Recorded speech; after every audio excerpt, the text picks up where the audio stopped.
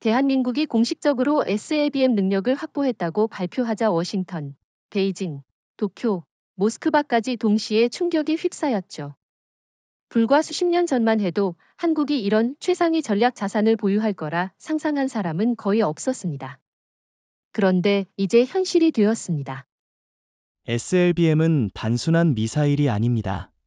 바닷속에서 은밀히 발사되어 상대가 탐지하기 거의 불가능한 무기, 그리고 무엇보다도 2차 보복 능력을 가능하게 하는 결정적인 자산이죠.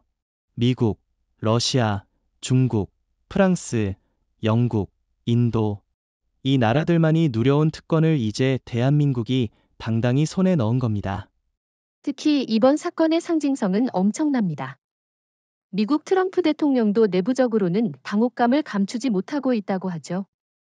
지금까지는 한국이 미국의 해구산에만 의존한다고 생각했는데 이제는 상황이 뒤집힌 겁니다. 한국이 독자적으로 SLBM 능력을 갖추니 미국 입장에서는 동맹국을 지켜준다는 구도가 아니라 동맹국과 전략을 협의해야 하는 상황이 된 겁니다. 중국도 마찬가지입니다. 시진핑 정부는 지금까지 북한의 핵 위협을 묵인하면서 그걸 동북아 협상 카드로 활용해왔는데 정작 한국이 SLBM 능력을 확보하니 그 모든 계산이 틀어졌습니다. 중국은 한반도의 비핵화를 외쳐왔지만 이제 한국이 사실상 핵 보유국의 문턱에 올라선 것이죠. 일본 역시 충격이 큽니다. 이시바 시게루 총리는 헌법 구조에 묶여 있어 핵무장도 SLBM 개발도 불가능한데 한국이 먼저 가버리니 비교 자체가 안 되는 겁니다. 여기서 중요한 건 한국이 불과 20년 만에 이 수준까지 도약했다는 겁니다. 미국이나 러시아는 SLBM 체계를 완성하는 데 반세기 이상 걸렸습니다. 그런데 우리는 불과 두세 대도 안 되는 시간에 따라잡은 거죠.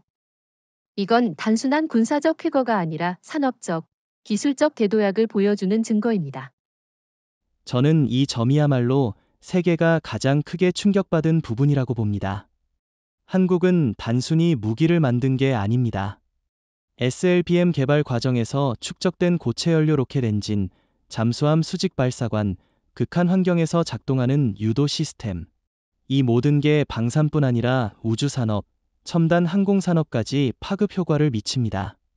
다시 말해, 한국은 SLBM을 통해 군사력과 산업력 두 마리 토끼를 동시에 잡은 겁니다. 동의합니다. 그런데 일부에서는 여전히 한국이 과연 독자 핵무장을 할까? 라는 질문을 던집니다. 하지만 중요한 건 이미 우리는 수단을 확보했다는 거예요. 핵탄두를 탑재하지 않더라도 SLBM 플랫폼 자체를 갖췄다는 사실이 상대국들에게는 엄청난 압박으로 작용합니다. 중국이나 일본이 감히 한국을 무시하거나 얕잡아 볼 수 없는 이유가 바로 여기 있습니다. 사실 북한의 핵은 지역 불안정을 심화시키는 위험 요소였지만 한국의 SLBM은 정반대로 안정 요소로 작용할 수 있습니다. 왜냐하면 억지력이란 건 상대가 감히 공격할 엄두를 못 내게 하는 힘이거든요. 지금까지는 미국 해구산의 신뢰성이 약해지면서 한국 안보에 불안이 컸습니다. 하지만 이제 한국 자체의 억지력이 강화되니 국민들은 우리가 스스로를 지킬 수 있다는 자부심을 얻게 됐습니다. 정확히 말씀하셨습니다. 그래서 이번 발표 직후 한국 사회에서 터져나온 반응이 바로 이제 우리도 진정한 의미의 강대국 반열에 올랐다는 것이었습니다. 언론에서는 제2의 독립선언이라고까지 부르더군요. 왜냐하면 과거 우리는 미국의 군사적 보호 없이는 살아남을 수 없는 나라로 여겨졌는데 이제는 우리 스스로 세계 전략 질서에 영향을 주는 플레이어가 되었으니까요. 저는 여기서 한 가지 더 강조하고 싶습니다. 바로 K-디테런스라는 개념입니다. 지금까지 억지력은 미, 러 중의 독점이었는데 이제 한국식 억지력이 등장한 겁니다. 한국은 동맹에 기댄 억지력이 아니라 기술과 산업력으로 자립한 억지력을 만들어낸 첫 번째 중견국입니다. 이건 세계 군사사에 남을 새로운 모델이 될 겁니다. 많은 분들이 SLBM이 왜 그렇게 특별한가? 라는 의문을 가질 수 있습니다. SLBM, 즉 잠수함 발사 탄도미사일은 단순한 미사일이 아니라 전략 무기의 최종 보스라고 불려왔습니다. 그 이유는 간단합니다. 은밀하게 바닷속에서 발사되기 때문에 상대방이 선제 공격으로 무력화시키기 거의 불가능하기 때문입니다. 쉽게 말해 이 무기를 가진 국가는 절대 무시할 수 없는 2차 보복 능력을 보장받는 겁니다. 핵 억제력에서 가장 중요한 건 바로 살아남아 보복할 수 있는 능력입니다. 육상 발사대는 위성이 추적할 수 있고 공군 기지의 전략 폭격기도 언제든 선제 공격의 표적이 됩니다. 그런데 SLBM은 다릅니다. 심해 속을 은밀히 항해하는 잠수함에서 발사되기 때문에 상대방은 그 위치를 정확히 특정할 수 없습니다. 그래서 미국이나 러시아가 수십 년간 천문학적인 돈을 들여 SLBM 체계를 완성한 겁니다. 여기서 흥미로운 사실이 있습니다. 지금까지 SLBM을 실전 배치한 나라는 모두 핵 보유국이었습니다. 미국, 러시아, 중국, 영국, 프랑스, 인도. 이 6나라만이 SLBM 클럽에 속했습니다. 왜냐하면 SLBM은 보통 핵탄두를 탑재해야 의미가 있다고 여겨졌기 때문이죠. 하지만 한국은 달랐습니다. 아직 핵탄두를 공식적으로 보유하지 않은 상태에서도 SLBM 플랫폼을 확보해버린 겁니다. 이는 세계 군사사에서 전례가 없는 일입니다. 저도 그 점을 높이 평가합니다. 지금까지 국제사회는 핵을 보유하지 않는 한 SLBM은 쓸모가 없다라고 단정했는데 한국은 그 통념을 깨뜨렸습니다. 왜냐하면 SLBM을 개발한다는 건 단순히 핵무기를 쏘겠다는 의미가 아닙니다.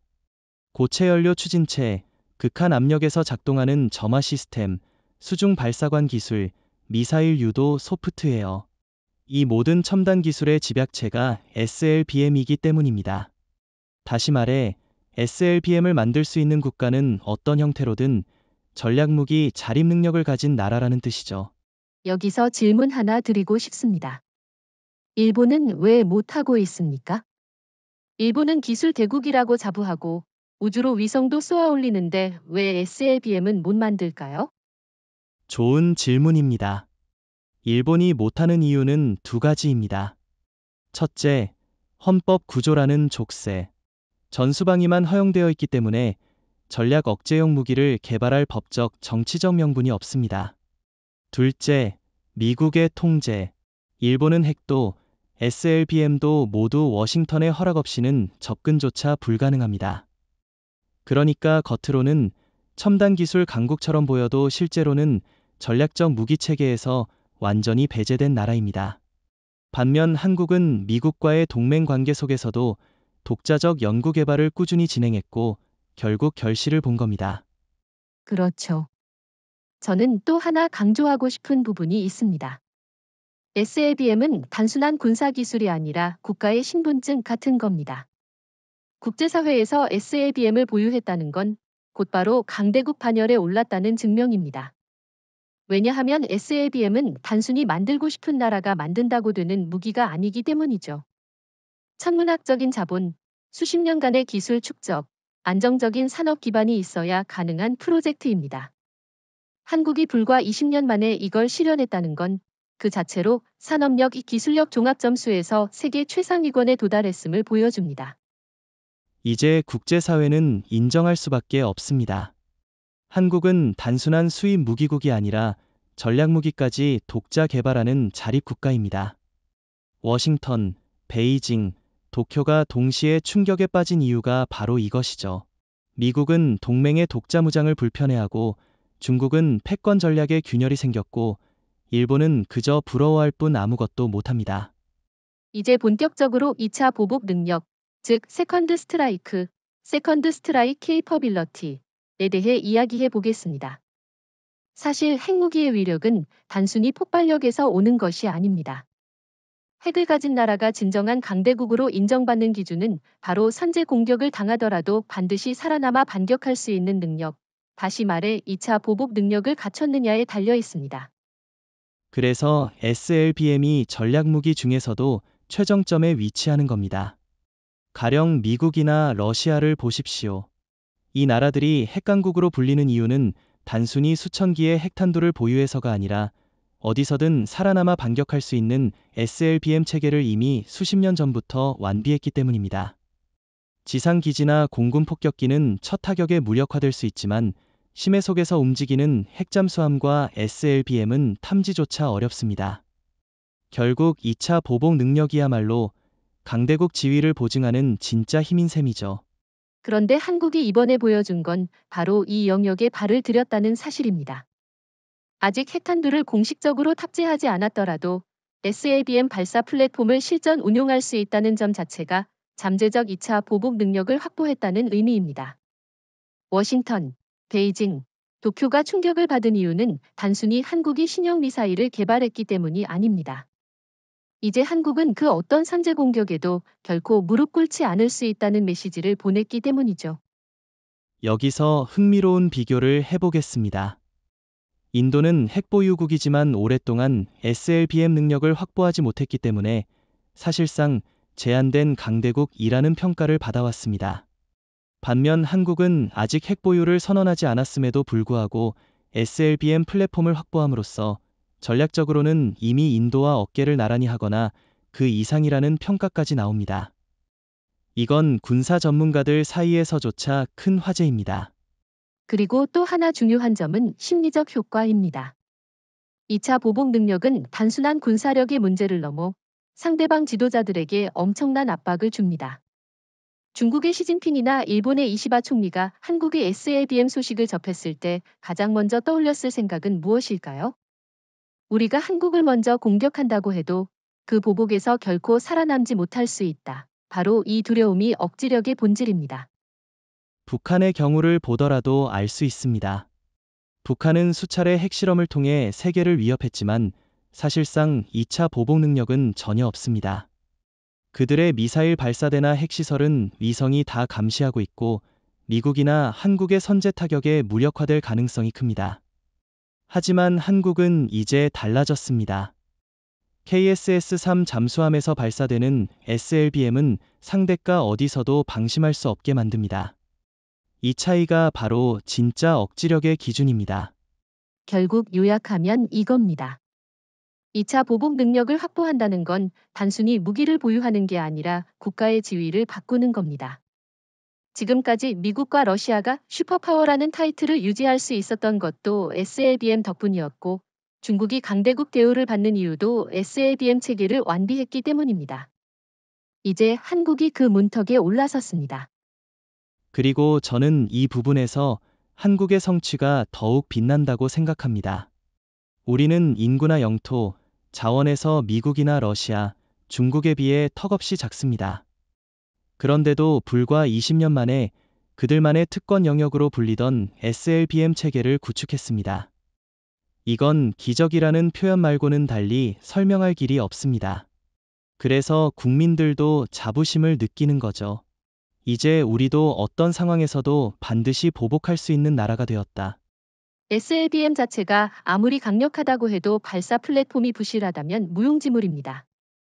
그런데 한국이 독자적으로 개발한 KSS-3는 단순한 잠수함이 아니라 바다 밑의 요새라고 부를 만합니다.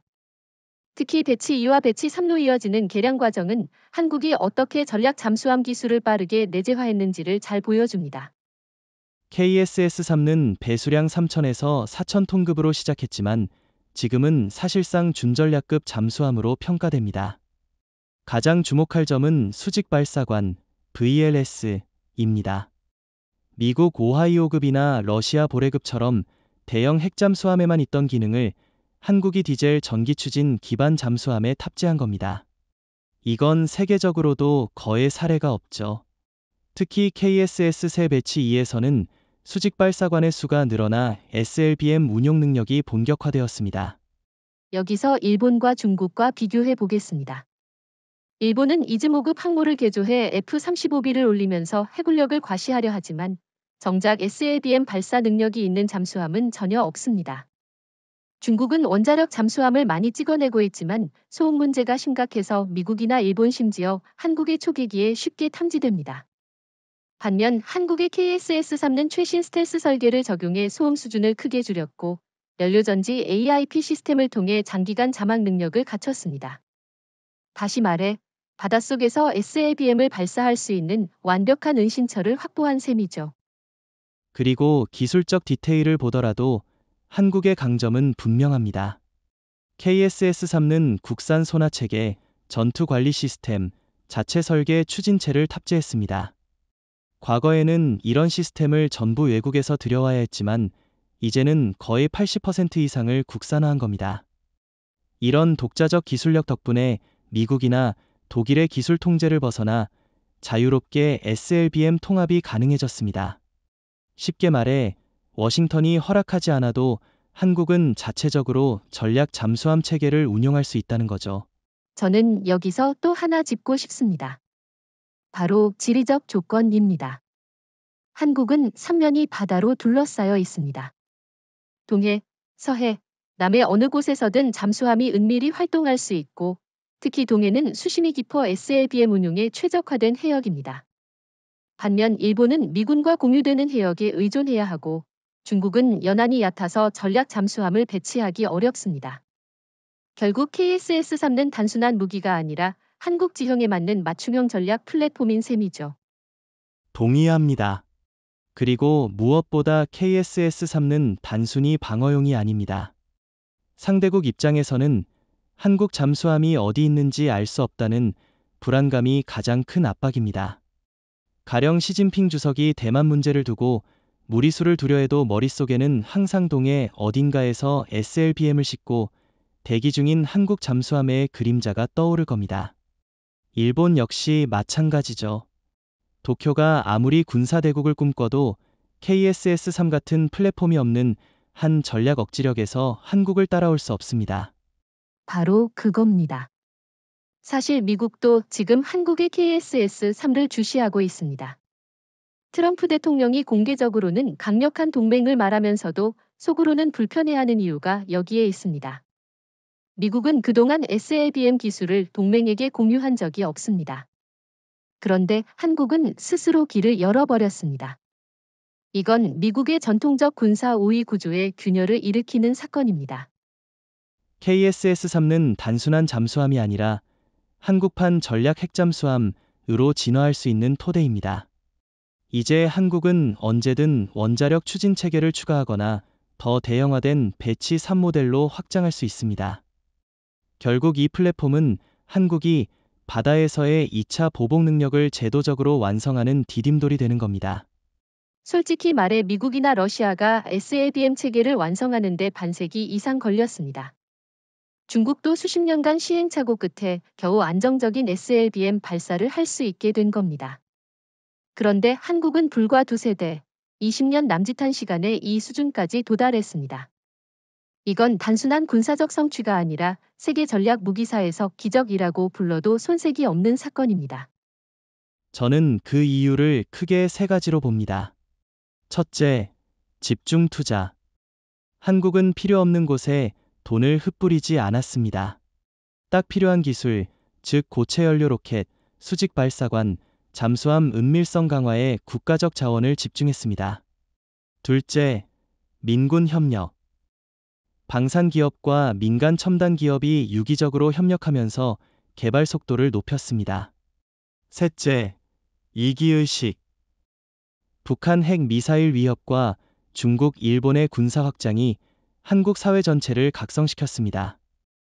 위기의식이 연구개발자들에게는 이건 선택이 아니라 생존이라는 각오를 심어줬습니다. 동의합니다. 특히 저는 민군 협력이 결정적이었다고 봅니다. 삼성, 한화, 현대중공업, LI진엑스원 이런 민간 기업들이 국방과 직접 손을 잡고 나섰습니다. 단순히 정부 연구소에 맡긴 게 아니라 세계 최고 수준의 반도체의 전자, 소재 기술을 가진 민간 기업들이 잠수함과 SLBM 개발에 참여했기 때문에 압축 성장이 가능했던 거죠. 일본은 이런 구조가 없습니다. 미국은 오히려 민간과 군수의 벽이 커서 속도가 느려졌습니다. 또 하나의 이유는 한국 특유의 도전 정신입니다. 한국은 원래 주어진 길을 따라가기보다는 뛰어넘기를 선택해왔습니다. 반도체에서도 일본이 40년 걸린 기술을 10년 만에 따라잡았고, 조선업에서도 유럽을 추월하는데 불과 15년밖에 걸리지 않았습니다. SLBM 개발도 마찬가지입니다. 한국은 미국식, 러시아식을 그대로 베끼는 대신 최신 기술만 뽑아내 단숨에 지름길을 택했습니다. 여기서 흥미로운 건 한국이 사실상 실패할 시간을 허락받지 못했다는 겁니다. 미국이나 러시아는 수십 번 실패하면서 데이터를 쌓을 여유가 있었지만 한국은 주변의 중국, 일본, 북한이 버티고 있었기 때문에 실패하면 곧바로 국가 안보가 위험해졌습니다. 그래서 한 번 시도하면 반드시 성공해야 한다는 절박함이 있었습니다. 이 절박함이 바로 압축 성장을 만든 원동력이었습니다. 그리고 저는 이것이야말로 한국의 강점이라고 생각합니다. 한국은 늘 생존을 건 선택을 해야 했습니다. 전쟁 직후에는 경제 재건, 70년대에는 중화학 산업, 90년대에는 반도체와 IT, 그리고 지금은 전략 무기입니다. 생존의 벼랑 끝에서 한국은 항상 불가능을 가능으로 바꿔왔습니다. SLBM은 그 연속선상에 있는 또 하나의 증거일 뿐입니다. 중국과 일본은 이 점에서 우리와 다릅니다. 중국은 자원이 많고 시간도 넉넉했지만 오히려 그 느슨함이 기술 완성도를 떨어뜨렸습니다. 일본은 미국의 보호막에 숨어 위기의식을 상실했습니다. 결과적으로 한국만이 가장 짧은 시간에 가장 높은 기술 수준에 도달한 겁니다. 한국이 SLBM 개발에서 보여준 20년의 기적은 단순히 무기 개발 속도의 문제가 아닙니다. 산업 구조, 민군 협력, 국민적 위기의식, 도전 정신이 한데 어우러져 만들어낸 종합적 성취입니다. 세계는 지금 이 현상을 한국식 압축 성장 모델로 연구하고 있습니다. SLBM은 단순한 무기가 아니라 한국식 성장 모델의 상징이 된 겁니다. 한국의 SLBM 능력은 단순히 군사적 성취가 아니라 동북아 전체 판도를 흔드는 지진과도 같습니다. 그동안 중국은 핵과 군사력을 앞세워 동북아 패권을 주장했고 일본은 미국에 의존하면서도 경제 대국 군사 정상화를 꿈꿔왔습니다. 북한은 핵 위협을 통해 지역 불안정을 지속시켰죠. 그런데 한국이 SLBM을 손에 넣는 순간 이 삼각 구도는 완전히 무너졌습니다. 가장 큰 충격을 받은 건 아마도 중국일 겁니다. 시진핑 정부는 오랫동안 동북아에서 핵무기를 가진 자만이 게임의 룰을 정한다는 자신감으로 움직였습니다. 특히 북한을 사실상 자신들의 핵카드로 활용했죠. 하지만 지금 상황은 정반대입니다. 북한의 핵은 불안정하고 통제 불능인데 반해 한국의 SLBM은 안정적이고 실전 배치가 가능합니다. 중국 입장에서 보면 의도하지 않은 새로운 강대국이 바로 옆에 등장한 셈이죠. 일본의 충격은 또 다릅니다. 일본은 전후 헌법 제약으로 인해 핵무기와 SLBM에 접근조차 할 수 없습니다.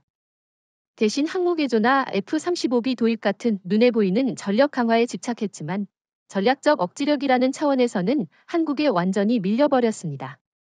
이시바 시게루 총리가 아무리 방위비를 늘려도 핵 억지력 없는 일본은 결국 제한된 국가일 뿐입니다. 일본 국민들도 언론을 통해 한국의 SLBM 소식을 접하며 우리는 도대체 뭘 하고 있었나라는 자괴감을 느낄 수밖에 없죠. 저는 북한의 반응도 주목할 필요가 있다고 봅니다. 김정은 정권은 핵실험을 통해 한국과 미국을 위협했지만 사실상 그들의 핵전력은 첫 타격에서 사라질 수 있는脆弱한 구조였습니다. 그러나 이제 한국이 SLBM을 확보하니 북한은 더 이상 핵 위협이라는 카드조차 믿을 수 없게 됐습니다. 한국은 언제든 심해에서 SLBM으로 반격할 수 있으니 북한의 억지력은 한순간에 무력화된 셈입니다. 여기서 흥미로운 건 미국의 입장입니다. 트럼프 대통령은 공개적으로는 한국의 방위 능력 강화를 환영한다라고 말하지만 속내는 상당히 복잡할 겁니다. 왜냐하면 지금까지 미국은 핵 억지력을 독점하면서 동맹국을 통제해왔는데 한국이 SLBM 능력을 확보하면서 그 질서가 흔들리기 시작했거든요. 워싱턴은 이제 우리가 보호하는 동맹국이 아니라 전략 자산을 가진 파트너로 한국을 대해야 하는 상황입니다. 이는 미국의 동북아 전략에서 큰 변화를 의미합니다.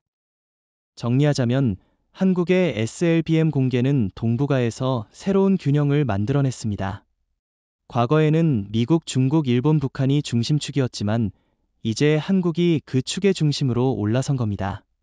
중국은 불안에 떨고 일본은 절망하며 북한은 무력화되었습니다.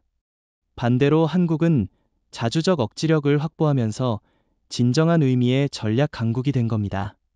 저도 그렇게 생각합니다. SLBM은 단순히 군사력의 문제가 아니라 정치적, 심리적 지형까지 바꿔놓습니다. 중국 지도부는 한국을 협상 테이블에서 결코 무시할 수 없게 되었고, 일본은 스스로를 하위 플레이어로 인식할 수밖에 없습니다. 북한은 이제 한국과 대등하게 협상할 명분을 잃었습니다. 결국 한국의 SLBM 능력은 동북아 균형을 한국 중심으로 재편하는 기폭제가 된 겁니다. 앞으로 동북아의 모든 외교 군사 협상은 한국을 배제할 수 없습니다. 시진핑, 이시바, 심지어 트럼프와 푸틴까지도 한국의 존재를 고려하지 않고는 어떤 전략도 세울 수 없는 시대가 열린 겁니다. 저는 이것이야말로 한국이 SLBM을 통해 얻은 가장 큰 성과라고 생각합니다. 군사적 무기를 넘어 외교적 주도권을 쥔 겁니다.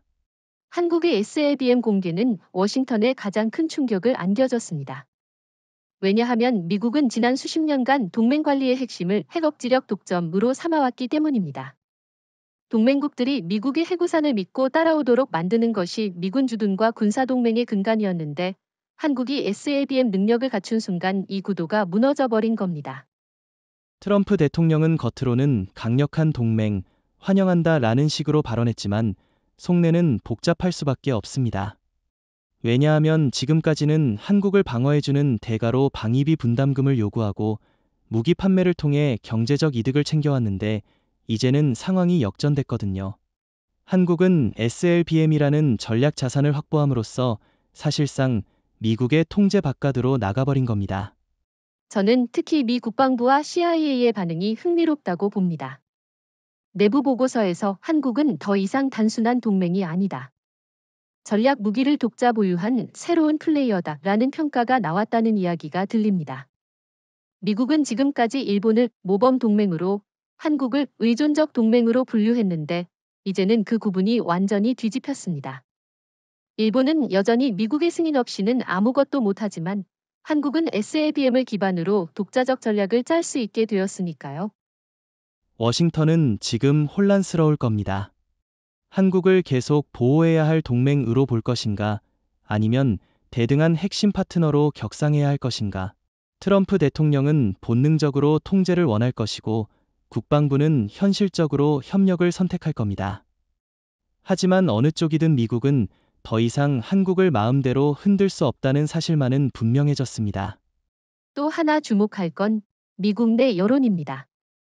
CNN, 뉴욕타임스 같은 언론들은 한국의 SLBM을 아시아의 새로운 게임 체인저라고 평가했습니다. 미국 국민들도 이제는 한국이 없으면 동북아 전략 자체가 불가능하다는 사실을 깨닫기 시작했습니다. 역설적으로 SLBM을 가진 한국은 미국의 더 큰 협상력을 행사할 수 있게 된 겁니다. 저는 이 점에서 미국이 굉장히 곤혹스러워질 거라고 생각합니다. 왜냐하면 한국은 핵을 공식적으로 보유한 건 아니지만 사실상 잠재적 핵 보유국으로서 미국과 대등하게 협상할 수 있는 입장에 섰거든요. 미국이 방위비 분담금 인상을 요구한다. 이제 한국은 그렇다면 우리는 독자 핵무장으로 나아가겠다라는 압박 카드를 쓸 수 있습니다. 이런 상황은 과거에는 상상조차 못했던 일입니다. 중국과 일본의 시선도 미국을 불편하게 합니다. 중국은 속으로 이제 미국이 한국을 완전히 통제하지 못한다는 점에 주목하고 있고, 일본은 미국의 특별 대우를 한국이 빼앗아갔다는 불만을 키우고 있습니다. 결국 워싱턴은 동맹 구조에서 균열이 벌어지지 않도록 한국을 달래야 하는 처지에 몰렸습니다. 세계의 억지력 1호는 사실상 미국과 러시아의 논리였습니다. 핵무기를 얼마나 많이 보유했느냐, SLBM과 ICBM의 숫자가 얼마나 되느냐에 따라 억지력을 계산하는 방식이었죠. 그런데 한국은 독자적 SLBM 능력을 확보하면서 전혀 다른 길을 열었습니다. 바로 한국식 억지력, 저는 이것을 K-디테런스라고 부르고 싶습니다. 좋은 표현입니다. K-디테런스의 가장 큰 특징은 미국의 해구산에 의존하지 않고 스스로 자립했다는 데 있습니다. 지금까지 일본이나 유럽 국가들은 모두 미국 해구산에 매달렸습니다. 하지만 그 결과는 무엇입니까? 미국의 정치적 이해관계에 따라 좌지우지되는 불안정한 동맹 구조였죠. 반면 한국은 우리가 우리를 지킨다 라는 명확한 메시지를 SLBM으로 보여줬습니다. 이것이 바로 한국식 억지력의 시작입니다. 여기서 중요한 건 양보다 질입니다. 한국은 미국이나 러시아처럼 수천 기의 핵탄두를 보유할 필요가 없습니다. SLBM 플랫폼만 확보해도 충분히 상대방에게 치명적 타격을 줄 수 있다는 걸 입증했습니다. 다시 말해, K-디테런스는 필요한 만큼의 확실한 억지력을 의미합니다. 과거처럼 무기 경쟁에 막대한 비용을 쏟아붓는 대신 정확하고 정밀한 무기 체계를 구축함으로써 경제적 부담까지 줄이는 방식이죠. 저는 K-디테런스가 세계 군사 이론의 새로운 모델을 제시했다고 생각합니다. 기존 강대국들은 무기를 과시하고 양적 경쟁을 벌이는 데 집중했습니다. 하지만 한국은 선택과 집중을 통해 짧은 시간에 고효율 억지력을 구축했습니다. 예를 들어 SLBM 발사 성공 소식 하나만으로도 중국과 일본은 외교 군사 전략을 다시 짜야 했습니다. 이건 실제 사용이 아니라 존재 자체만으로 억제 효과를 발휘하는 전형적인 억지력입니다. 그리고 이건 단순히 군사적 차원을 넘어섭니다. K-디테런스는 국민 심리에 강력한 안정감을 줍니다. 이제 한국 국민들은 더 이상 미국이 지켜줄까? 라는 불안에 매달리지 않습니다. 대신 우리는 스스로를 지킬 수 있다 라는 자부심을 가집니다. 이 심리적 변화야말로 한국 사회 전체의 자신감을 높이고 정치적 결단을 뒷받침하는 중요한 요소입니다. 저는 이 점에서 K-디테런스가 단순한 억지 전략이 아니라 한국식 생존 방식이라고 봅니다. 한국은 항상 위기 속에서 자립을 선택했습니다. 경제도, 산업도, 기술도 마찬가지였죠. 이번에는 전략 무기에서도 똑같은 길을 걸은 겁니다. 중국처럼 자원에 기대지 않고 일본처럼 미국의 허락을 기다리지 않고 한국은 스스로 해냈습니다. 이건 전 세계가 주목하는 새로운 패러다임입니다. 이제 미국도 인정할 수밖에 없습니다. 한국이 구축한 K-디테런스는 더 이상 워싱턴의 통제 아래 있지 않습니다. 그렇다고 미국이 한국을 제재할 수도 없습니다. 왜냐하면 한국은 이미 글로벌 공급망과 동맹 구조에서 빠질 수 없는 국가이기 때문입니다. 오히려 미국은 한국의 억지력에 맞춰 자국의 전략을 조정해야 하는 처지로 전락했습니다.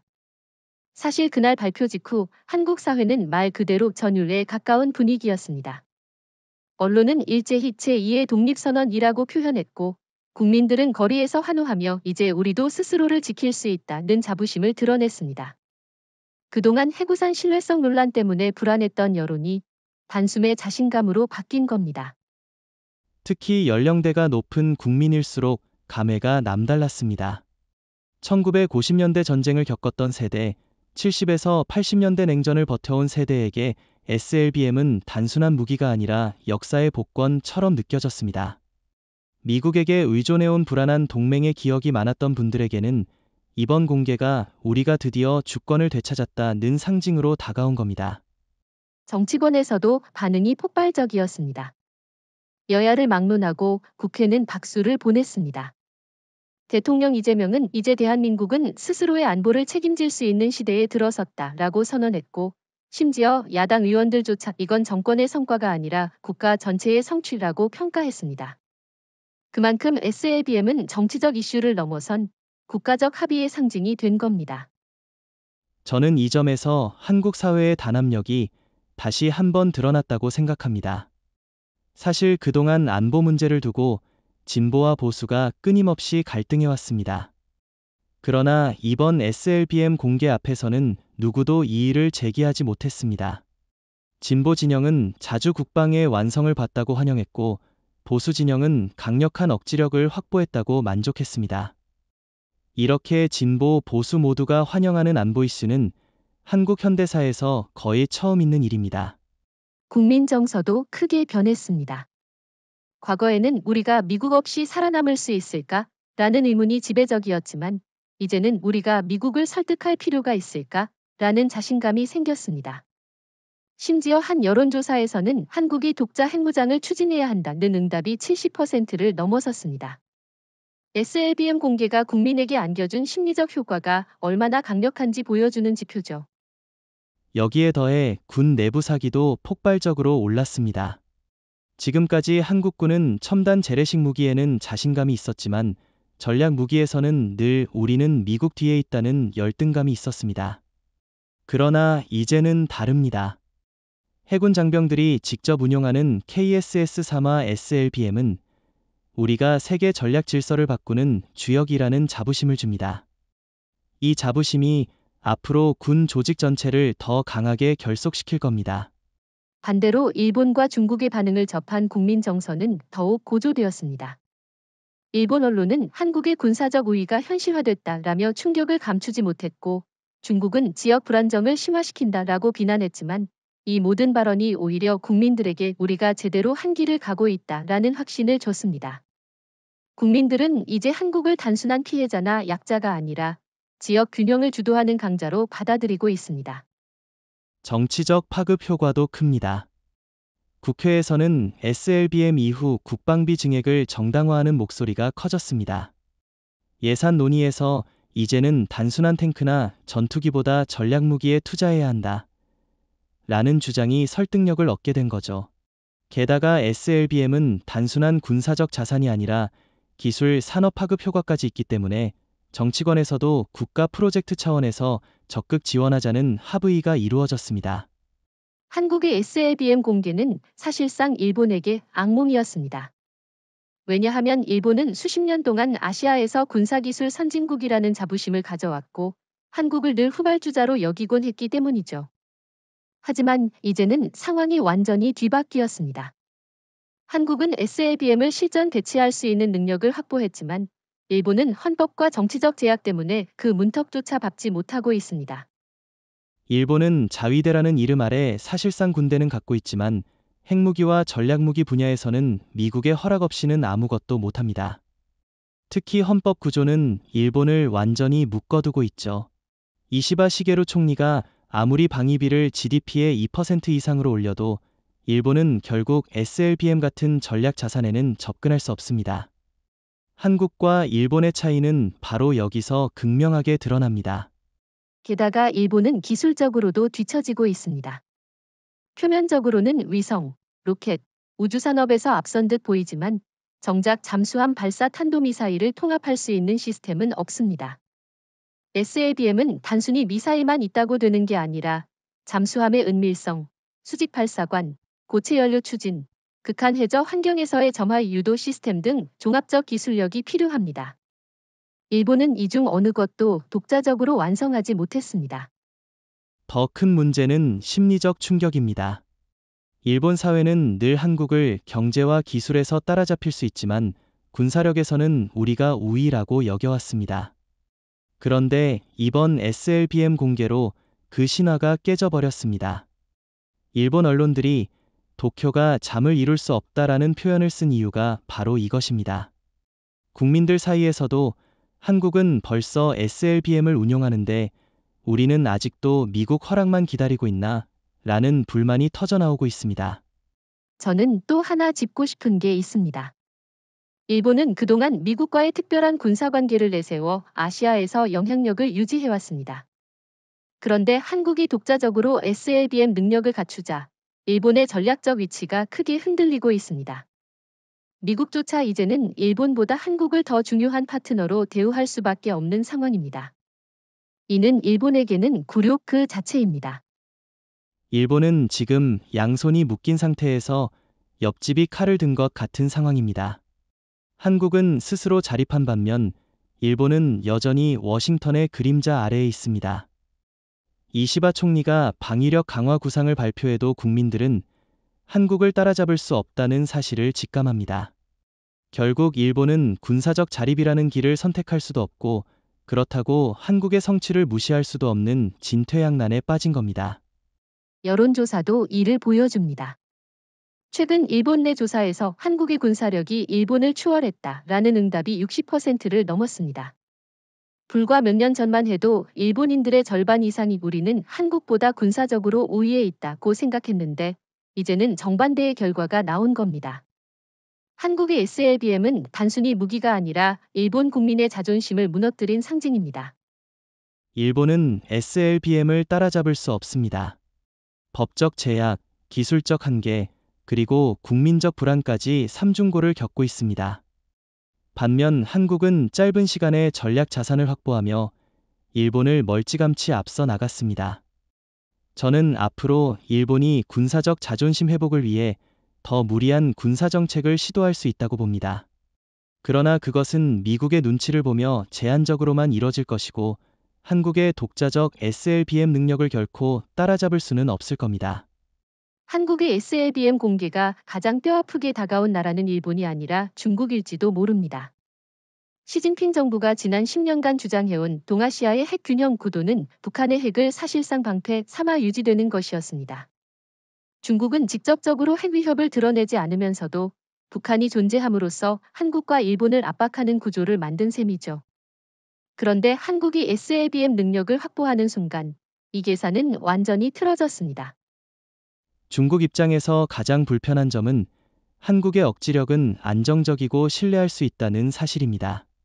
북한의 핵은 국제사회에서 위험 요소, 불안정 요인으로 취급되지만 한국의 SLBM은 체계적이고 실전 배치가 가능한 전략 자산으로 평가됩니다. 다시 말해, 한국은 국제사회의 지지를 받으며 SLBM을 가진 반면 중국이 밀어주던 북한은 오히려 국제적 고립만 심화된 겁니다. 이건 중국의 대동부가 전략의 치명적 타격입니다. 게다가 중국은 지금 남중국해와 대만 문제로 이미 미국과 첨예하게 대립하고 있습니다. 그런데 동북아에서 한국이 독자적 SLBM 능력을 보유했다. 이건 베이징 입장에서 최악의 시나리오죠. 왜냐하면 이제 한국은 단순한 미국의 동맹국이 아니라 스스로 핵 억지력을 행사할 수 있는 전략 주체로 변했기 때문입니다. 시진핑의 동아시아 패권 구상은 한국이라는 변수를 전혀 계산하지 못한 채 균열이 생긴 겁니다. 또 하나 흥미로운 건 중국 내 여론입니다. 중국 언론은 겉으로는 한국의 군사적 행보가 지역 불안을 키운다라고 비난했지만 내부적으로는 큰 충격을 받은 게 분명합니다. 일부 전문가들은 한국이 SLBM 능력을 확보했다는 건 사실상 핵 보유국 수준에 진입했다는 뜻이라며 중국의 전략적 우위가 무너졌다는 평가를 내놓았습니다.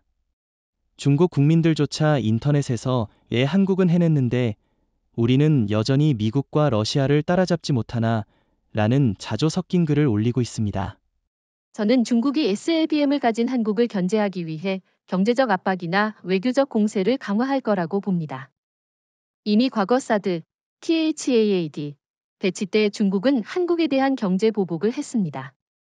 하지만 그때와 지금은 상황이 다릅니다. 한국은 이제 반도체, 배터리, 조선, 방산 등 세계 핵심 공급망을 사실상 주도하고 있습니다. 중국이 한국을 압박하려 든다면 오히려 역풍을 맞을 수밖에 없습니다. 정확히 보셨습니다. 저는 이번 SLBM 공개가 중국에게는 전략적 악몽이라고 봅니다. 왜냐하면 중국이 수십 년 동안 쌓아온 동북아 핵 구도가 한순간에 무너졌기 때문입니다. 중국은 미국의 핵, 러시아의 핵에는 대응 논리를 세울 수 있었지만 한국의 SLBM은 계산이 전혀 다릅니다. 한국은 작은 영토, 제한된 자원에도 불구하고 첨단 기술로 압축 성장을 이뤘습니다. 이건 중국의 패권 담론 자체를 뒤흔듭니다. 그리고 일본과 달리 한국은 중국에게 훨씬 더 직접적인 위협입니다. 왜냐하면 한국의 SLBM은 발사 위치를 특정하기 어렵고 목표에 도달하기까지 시간이 짧기 때문입니다. 중국의 대도시, 심지어 베이징과 상하이까지도 한국 SLBM의 사정권 안에 들어갑니다. 일본은 미국 없이는 독자적 핵 억지력을 가질 수 없지만 한국은 스스로 할 수 있습니다. 이 차이가 중국을 불안하게 만드는 겁니다. 한국의 SLBM 공개는 중국의 동아시아 패권 꿈에 치명적인 균열을 냈습니다. 북한은 더 이상 중국의 유용한 카드가 아니고 일본은 전략적 가치가 떨어지고 미국은 한국을 통제할 수 없는 상황. 이 모든 가운데 한국이 새로운 중심으로 떠올랐습니다. 베이징은 이제 한국을 무시하거나 압박하는 전략을 쓸 수 없습니다.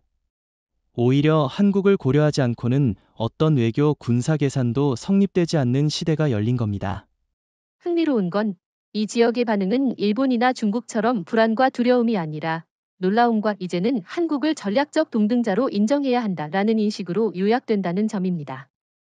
특히 푸틴 대통령은 러시아가 오랫동안 독점해왔던 SLBM 클럽에 한국이 사실상 진입한 것을 보고 공개적으로는 말을 아끼면서도 내부적으로는 이제 한국은 결코 무시할 수 없는 강국이라고 평했다고 합니다. 러시아 입장에서 보면 한국은 더 이상 단순한 동맹국이나 무기 구매국이 아닙니다. 오히려 첨단 전략 기술을 스스로 개발하는 자립 국가가 된 것이죠. 특히 러시아가 자랑하던 보레급 전략 잠수함과 SLBM 기술은 이제 한국의 KSS-3와 직접 비교될 정도입니다. 물론 러시아의 탄두 수량은 압도적이지만 한국이 불과 20년 만에 여기까지 왔다는 사실은 그 자체로 충격이자 경고입니다. 러시아 언론에서도 한국의 속도는 세계 군사사에서 전례 없는 현상이라고 평가했습니다. 유럽 쪽 반응도 인상적입니다. NATO 내부에서는 한국을 단순한 파트너가 아니라 사실상 동맹 수준의 전략 강국으로 대우해야 한다는 목소리가 커졌습니다. 특히 독일, 프랑스, 영국 같은 핵 보유국조차 이제 한국과 전략적 협의를 해야 한다는 입장으로 돌아섰습니다. 왜냐하면 한국의 SLBM 능력이 단순히 아시아 지역만이 아니라 전 세계 전략 균형에 영향을 줄 수 있기 때문입니다. 그렇죠. 저는 특히 프랑스의 태도를 주목했습니다. 프랑스는 독자 핵 억지력을 강조하는 나라잖아요. 그런데 최근 프랑스 언론에서 한국은 이제 핵 없는 핵 보유국, 난 누클리어 파워이라는 표현을 썼습니다. 핵탄두를 공식적으로 보유하지 않았음에도 불구하고 SLBM 플랫폼만으로 전략적 이상을 획득했다는 의미입니다. 프랑스 입장에서 보면 자신들이 수십 년 걸린 길을 한국이 단숨에 따라잡았다는 건 경외심에 가까운 충격일 겁니다. 유럽의 반응에는 경제적 이해도 숨어 있습니다. 한국이 SLBM 개발 과정에서 보여준 고체 연료 로켓, 수직 발사관, 잠수함 은닉 기술은 단순히 군사적 의미를 넘어 우주산업, 첨단 해양산업, 항공산업에도 응용됩니다. 유럽은 이미 한국의 반도체와 배터리에 의존하고 있는데 이제는 군사 우주 분야에서도 한국의 기술 협력을 원하게 될 수밖에 없습니다. 그래서 NATO 회의에서는 한국을 새로운 전략 파트너로 초대해야 한다는 논의까지 진행된다고 합니다. 흥미로운 건 이런 상황이 러시아에도 이중적 의미를 가진다는 겁니다. 푸틴 대통령은 한편으로는 한국의 도약을 견제하면서도 다른 한편으로는 중국과 일본을 견제하는 카드로 한국을 활용할 수 있다고 보는 겁니다. 특히 우크라이나 전쟁 이후 서방 제재로 고립된 러시아는 새로운 전략적 파트너가 필요합니다. 한국의 SLBM 능력은 러시아에게도 무시할 수 없는 변수로 작용합니다. 네, 이건 사실 한국에게도 기회입니다. 미국과의 동맹을 유지하면서도 러시아나 유럽과 전략적 협력을 병행할 수 있는 위치에 섰다는 거죠. SLBM 공개 전에는 상상도 못했던 외교적 지렛대입니다. 한국은 이제 아시아 지역 강국을 넘어 세계 전략 판도에서도 새로운 강자로 인정받기 시작했습니다. 한국의 SLBM 공개는 러시아와 유럽에게 게임 체인저의 등장으로 보였습니다. 러시아는 견제와 인정이 섞인 태도를 취하고 있고 유럽은 경외와 협력 의지를 동시에 보이고 있습니다. 이는 모두 한국이 전략 무기를 통해 세계적 위상까지 끌어올렸다는 증거입니다. 사실 SLBM은 단순히 군사적 성취만으로는 설명할 수 없습니다. 그 안에는 한국 방위산업 전반의 기술적 도약과 산업 생태계가 응축되어 있습니다. 고체 연료 로켓, 잠수함 수직 발사관, 수중 유도 시스템, 극한 압력에서도 작동하는 점화 장치. 이런 요소 하나하나가 없으면 SLBM은 결코 완성될 수 없습니다. 한국 방위산업은 이제 단순히 해외에서 부품을 조립하는 수준이 아니라 자체적으로 모든 것을 설계하고 생산할 수 있는 단계에 들어섰습니다.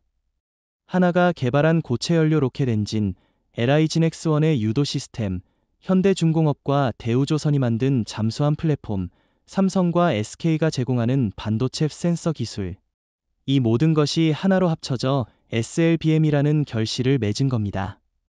사실상 한국의 산업력 전체가 총동원된 결과라고 봐야 합니다. 특히 저는 고체 연료 기술을 강조하고 싶습니다.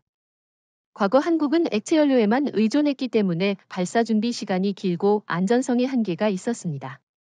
하지만 미국과의 미사일 지침 해제 이후 한국은 곧바로 고체 연료 기술을 상용화했고 이를 SLBM에 적용했습니다. 그 결과 발사 속도가 빨라지고 유지 비용도 크게 줄었습니다. 이건 한국 방산업계가 보여준 기술적 돌파의 상징입니다. 소재 산업도 빼놓을 수 없습니다. SLBM의 발사관은 극한의 압력과 고온을 견뎌야 하기 때문에 초고강도 합금과 특수 코팅이 필수적입니다. 과거에는 이런 소재를 유럽이나 미국에서 들여와야 했는데 이제는 포스코와 두산 같은 한국 기업들이 자체 생산에 성공했습니다. 덕분에 SLBM은 100% 국산화에 가까운 비율로 완성될 수 있었습니다. 이건 단순히 무기체계 개발을 넘어 한국 산업 전체의 경쟁력을 끌어올린 계기입니다. 여기에 반도체와 센서, 기술의 결합도 주목해야 합니다.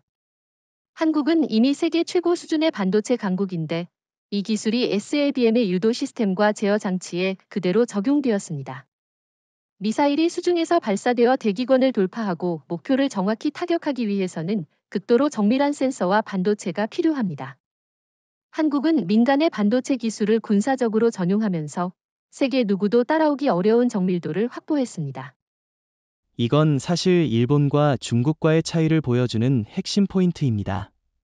일본은 미국의 기술 승인이 없으면 이런 시스템을 군사적으로 적용할 수 없고 중국은 여전히 정밀 전자부품에서 한계를 드러냅니다.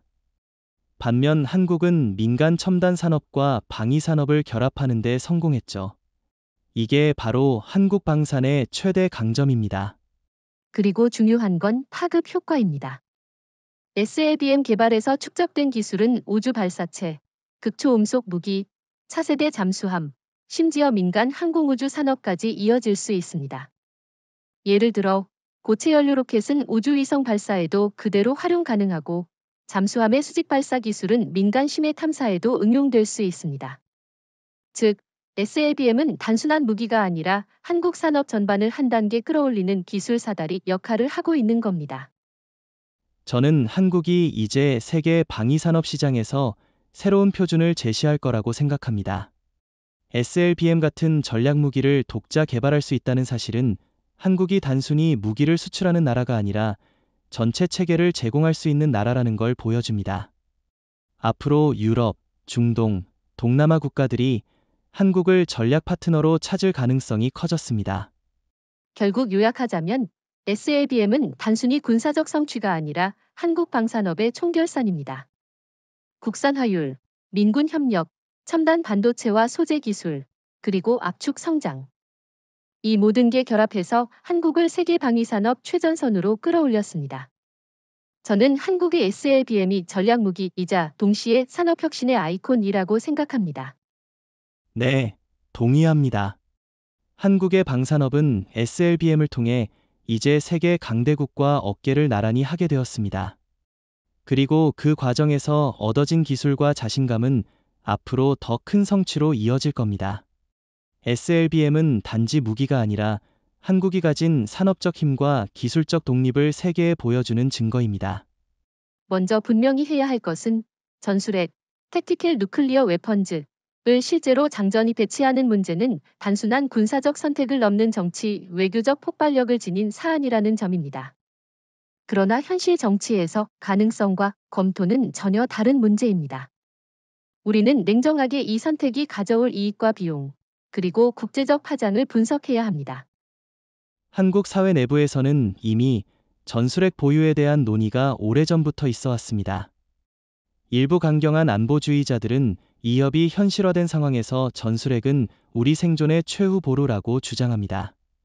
반면 다수의 외교 안보 전문가들은 현 단계에서 전술핵 통합은 외교적 고립과 경제적 제재를 초래할 위험이 크다라고 경고합니다. 중요한 건 이 논의가 감정적으로가 아니라 이성적으로 이루어져야 한다는 점입니다. 전략적인 관점에서 보면 전술핵을 보유하는 것과 통합하는 것은 서로 다른 차원의 문제입니다. 보유 여부는 핵탄두 자체의 취득을 뜻하고 통합은 이미 확보된 전력의 핵무기 옵션을 결합해 작전 교리를 바꾸는 것을 의미합니다.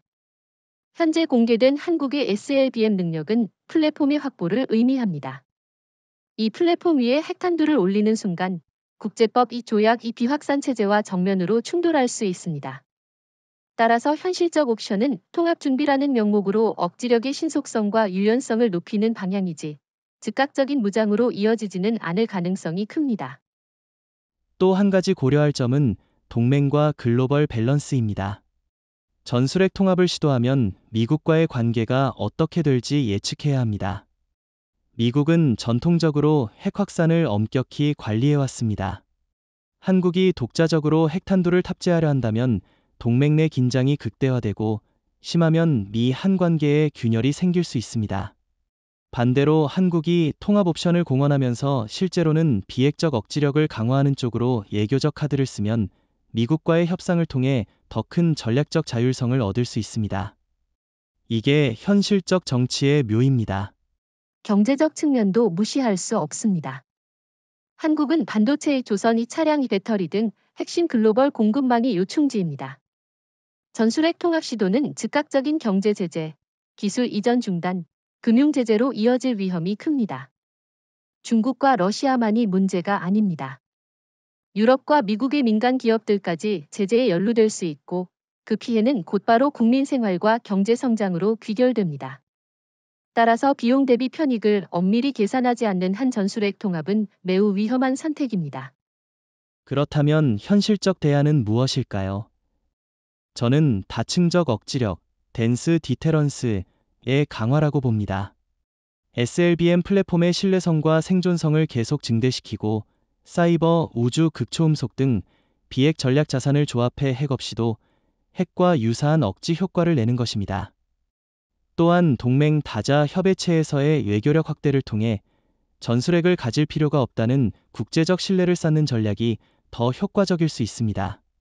오늘 우리가 다룬 것은 단순한 무기 한 가지의 공개가 아니었습니다.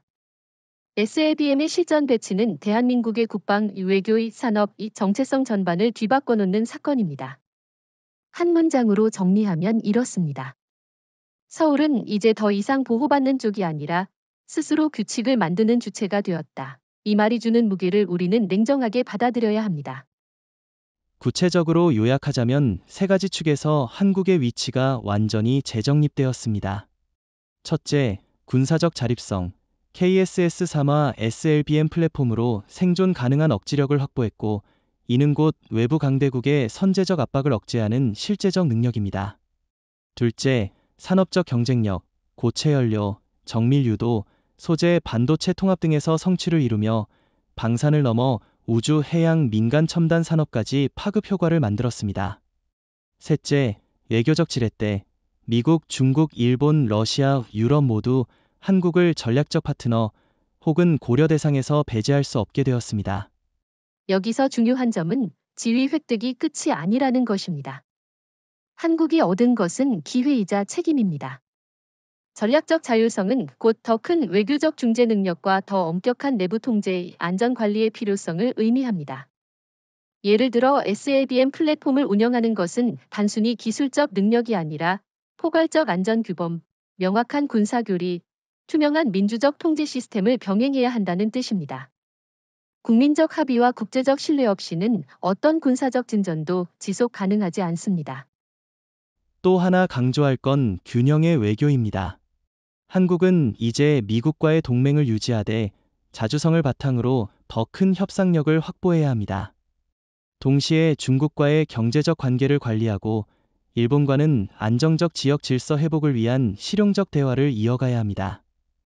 러시아, 유럽과의 전략 협력은 한국의 외교적 레버리지를 확장하는 데 도움이 됩니다. 핵심은 어느 한 축에 과도하게 의존하지 않는 다축 균형 외교입니다. 경제적, 사회적 관점에서도 도약의 기회가 큽니다. 방산과 첨단 산업의 시너지는 일자리 창출, 수출 고도화, 기술 자립으로 연결됩니다. 다만 정부와 기업은 이익 극대화뿐 아니라 윤리, 법적 책임, 국제규범 준수에 각별히 신경 써야 합니다. 국제사회의 신뢰를 얻는 것이 곧 장기적 경쟁력입니다. 군 내부와 국민들에게도 메시지가 분명해야 합니다. 안보는 자랑이 아닌 의무입니다. 기술적 성취를 과시할 때 생기는 자만심을 경계하고 민주적 통제와 절제된 전략이 병행되어야 합니다. 또한 정부는 전략적 선택을 설명할 때 솔직하고 투명해야 하며 국민의 지지를 기반으로 정책을 집행해야 합니다.